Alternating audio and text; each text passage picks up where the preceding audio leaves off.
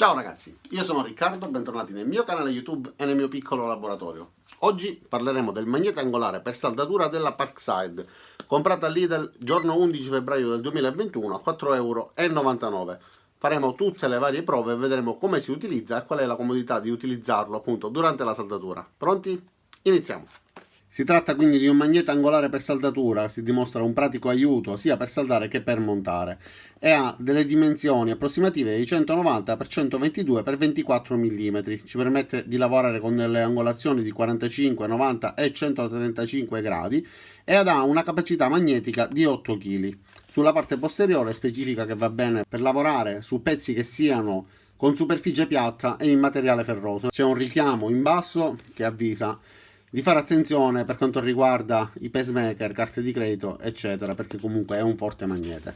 Adesso apriamo la confezione e vediamolo da vicino. E allora, questo è il prodotto visto da vicino. Tutto è materiale metallico, ovviamente. La parte centrale è quella nella quale si trovano i magneti e la parte esterna, quindi il rivestimento, ha una sporgenza di un paio di millimetri per tutto il perimetro. Questa è la versione Parkside, io già la possiedo, della Powerfix da diversi anni, colorazione leggermente diversa, però il prodotto è praticamente lo stesso. Molto semplicemente vediamo come si utilizzano. Solitamente per unire dei pezzi con delle angolazioni di 90 o 45 gradi abbiamo necessità di utilizzare squadrette che ci permettano di posizionarli correttamente e dopodiché, fissati con morsetti eccetera, eseguiamo la saldatura. Questo magnete angolare quindi ci permette di posizionare i pezzi unendoli fra di loro con angolazioni che siano di 45, 90 o 135 gradi. 135 gradi in realtà è la differenza fra i 180 gradi e i 45 gradi che otterremo dalla parte opposta, quindi in base a dove lo posizioniamo, da dove guardiamo e dove stiamo lavorando, avremo riferimento dei 135 oppure dei 45 gradi dalla parte opposta, oppure perfettamente a 90 gradi come in questo caso. E questo anello al centro ci permette di poterlo utilizzare con dei morsetti. Infatti sono dei magneti per metalli, ma si possono utilizzare anche su pezzi in legno. Ora vi farò vedere pure un esempio.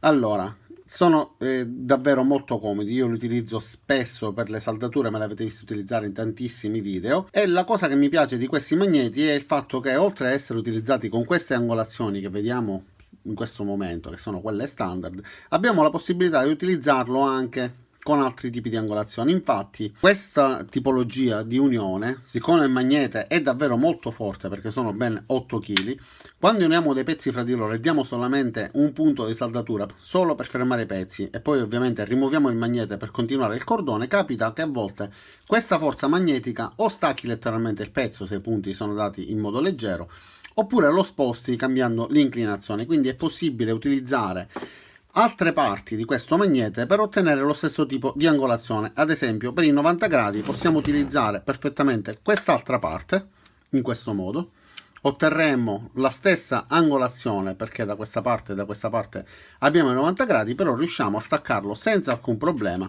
quindi non dobbiamo fare assolutamente forza, con due dita riesco a staccarlo.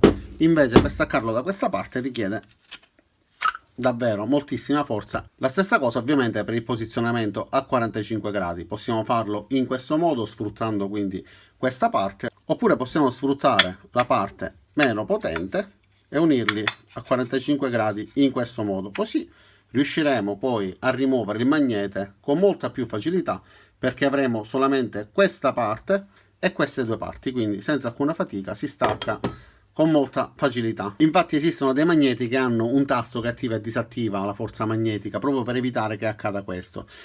In realtà esiste quella funzione pure per evitare che i magneti si riempino di limatura, perché questa crea spessore, ma la limatura si può rimuovere facilmente anche con una spazzola, quindi facendo in questo modo riusciamo a liberare la parte che va a contatto con la superficie, altrimenti avremo delle angolazioni falsate.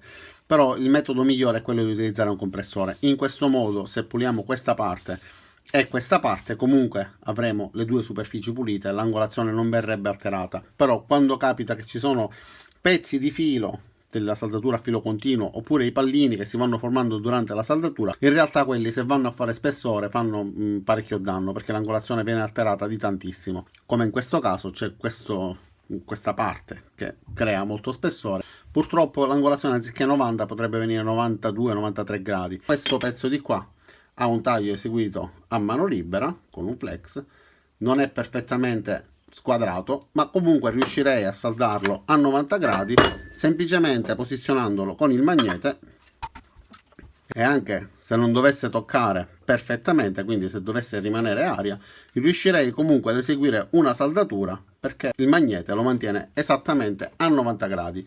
Inoltre non sottovalutate mai un particolare: quando utilizzate il magnete per realizzare le vostre saldature, date un paio di punti, dopodiché rimuovetelo, perché il bagno di fusione, essendo dei metalli sciolti, ovviamente verrebbe attratto dal magnete e la penetrazione, comunque la saldatura, verrebbe alterata. Quindi date 2 punti, dopodiché lo rimuovete e proseguite con la realizzazione del cordone. Un'altra situazione nella quale risultano praticamente indispensabili è quella nella quale dobbiamo unire fra di loro dei pezzi che abbiano delle forme particolari. Per esempio questo ha un taglio a 45 gradi, quindi non potrei assolutamente tenerlo in equilibrio sul piano di lavoro. Il magnete mi permette di tenerlo abbastanza fermo, e nel quale dobbiamo unire poi dei pezzi che abbiano delle misure differenti. Per esempio in questo caso posso lasciare il pezzo praticamente staccato dal piano di lavoro e avere la sicurezza che rimanga nella posizione che mi interessa. Dopodiché posso posizionare il pezzo successivo e proseguire la saldatura. In questo caso da questa parte questo cadrebbe, quindi potremmo utilizzare eventualmente dei magneti diversi, ma questi non sono della Parkside, sono dei magneti che ho preso su Amazon. Anzi, vi lascerò dei link e vi dirò pure il perché a volte è meglio utilizzare questi magneti rispetto agli altri. Quindi posizionandolo in questo modo potrei proseguire il mio lavoro. Sull'etichetta stampata nella parte posteriore abbiamo letto che è consigliato per pezzi con la superficie piatta e che siano in metallo, quindi possiamo invece farlo perché, come vedete, si va a posizionare perfettamente al centro fra le due sporgenze e quindi il tubo rimane posizionato correttamente anche a 90 gradi o 45 in base a quello che preferiamo. Però ovviamente c'è un limite per poterlo posizionare esattamente al centro. Infatti con tubi che abbiano un diametro inferiore di 38 mm purtroppo si muove. 38 mm è il limite minimo. Dopodiché, se dovessimo utilizzare per esempio dei tondini come questo, dovremmo posizionarlo o a destra oppure a sinistra in modo da avere un posizionamento corretto, che sia dritto, però sicuramente abbiamo il rischio che si muova leggermente, però ci permette comunque di farlo, sia per quanto riguarda l'angolo a 90 gradi che per quanto riguarda l'angolo a 45 gradi. Però c'è sempre il vincolo di doversi adattare. E ovviamente sono molto indicate per unire, quindi saldare dei pezzi fra di loro che abbiano i tagli a 45 gradi, quindi per formare un angolo retto, ma che non abbiano delle dimensioni combacianti, come in questo caso forme e misure differenti. Per assurdo potremmo riuscire a saldarle senza alcun problema per formare un angolo retto. Ma adesso vediamo quali sono i limiti di questi magneti, dovuti non a problemi costruttivi, perché comunque sono ben fatti e sono solidi, ma le loro dimensioni non ci consentono di lavorare con tutte le misure. Infatti per pezzi che abbiano una larghezza massima di 20 mm purtroppo va a combaciare esattamente con la dimensione del magnete e, come vedete, si può mettere un po' storto e c'è da lavorarci un pochettino, è macchinoso, e sinceramente per queste dimensioni non lo consiglio tantissimo, perché comunque non si ha la sicurezza che vengano messi bene e dovremmo avere la sicurezza che il magnete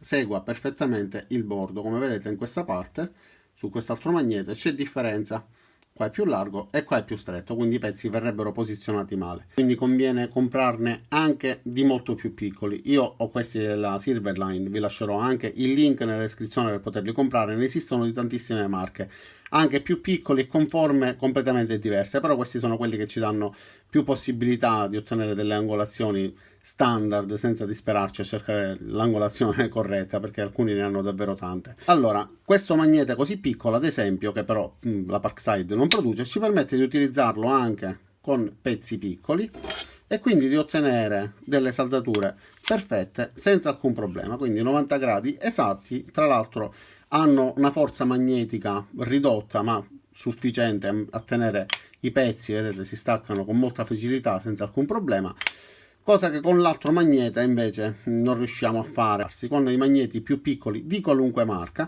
riusciamo a lavorare comunque meglio con pezzi più piccoli.